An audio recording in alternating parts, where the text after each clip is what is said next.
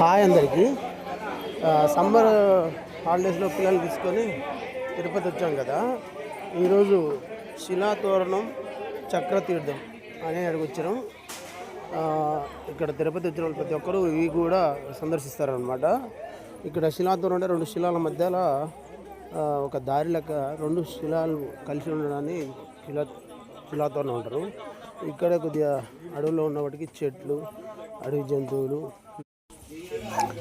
జంతువులు, పక్షులు, రకరకాల పూల చెట్లు, పండ్ల చెట్లు అనేక రకాలుగా కనబడుతుంది అన్నమాట. మీకు టైం ఉంటే వచ్చి సమ్మర్ హాలిడేస్ అయిపోయే లోపల ఏదైనా పవిత్ర స్థలాన్ని పిల్లలకు చూస్తే మెమరబుల్గా ఉంటుంది. వాళ్ళు స్కూల్ టైంలో హాలిడేస్లో ఏం చేశారని స్కూల్లో వాళ్ళ ఫ్రెండ్స్ అడిగినా కానీ వాళ్ళు హ్యాపీగా చెప్పగలుగుతారు. రకరకాల పక్షులని మనం మొబైళ్ళల్లో, ఫోటోలలో చూడడమే తప్పే లైవ్గా చూడాలంటే ఇలాంటి అడవి ప్రదేశాలలో ఉన్న పవిత్రమైన దేవస్థానం పక్కన ఇవన్నీ ఉండడం, రకరకాల జంతువుల్ని ఎప్పుడు మన కళ్ళతో చూడండి. టీవీలో కానీ మొబైల్లో చూసే జంతువులన్నీ ఇక్కడనే ఉన్నాయి. పక్షులు కూడా రకరకాల పక్షులు ఉన్నాయి. నెమ్మళ్ళు అయితే ఇక్కడ డ్యాన్స్ చేస్తున్నాయి.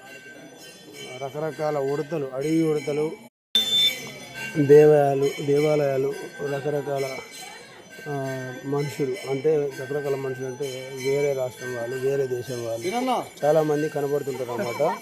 మీకు కూడా టైం ఉంటే వచ్చేసి ఇలాంటి తీర్థయాత్రలు చేయండి. సమ్మర్ హాలిడేస్ని మెమరీగా ఉంచుకోండి.